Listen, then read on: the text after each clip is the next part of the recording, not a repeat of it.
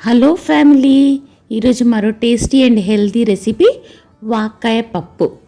Iron ఎక్కువ ఉంటుంది. దీనికి కావలసిన పదార్థాలు: వాక్కాయలు, 3 టమాటాలు, 2 ఉల్లిపాయలు, 4-5 పచ్చిమిరపకాయలు, వెల్లుల్లి రెబ్బలు, కందిపప్పు.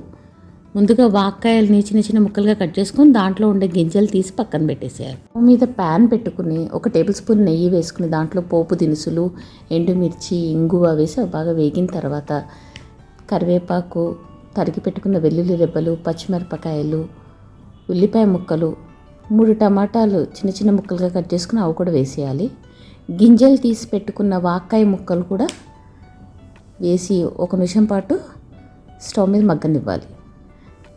దాంట్లోనే కడిగి నానబెట్టుకున్న కందిపప్పును కూడా వేసి కందిపప్పు ఉడకడానికి సరిపడినంత నీళ్లు పోసుకుని పైనుంచి 1/2 టేబుల్ స్పూన్ పసుపు వేసుకుని కుక్కర్ మూత పెట్టేసి 3 విజిల్స్ రానివ్వాలి.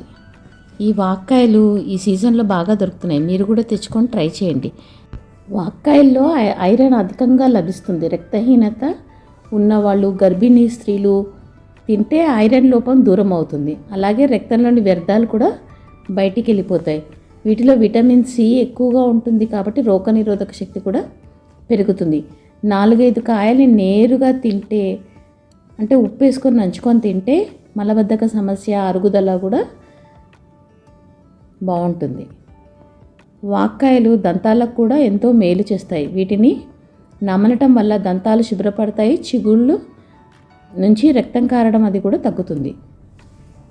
కుక్కర్ 3 విజిల్స్ వచ్చిన తర్వాత స్టవ్ ఆఫ్ చేసేసి చల్లారిన తర్వాత మెత్తగా ఈనిపేసుకుని దాంట్లో రుచికి సరిపడా ఉప్పు, కారం వేసి పైనుంచి కొత్తిమీరతో గార్నిష్ చేసుకుని 2 నిమిషాలు ఉడికించుకోవాలి. అంతే, టేస్టీ అండ్ హెల్తీ వాక్కాయ పప్పు రెడీ. వాక్కాయలతో రోటి పచ్చడి చేసుకోవచ్చు, పులుసు పెట్టుకోవచ్చు. ఉత్త వాక్కాయలను కూడా ఉప్పుతోటి నంచుకొని తినేయచ్చు.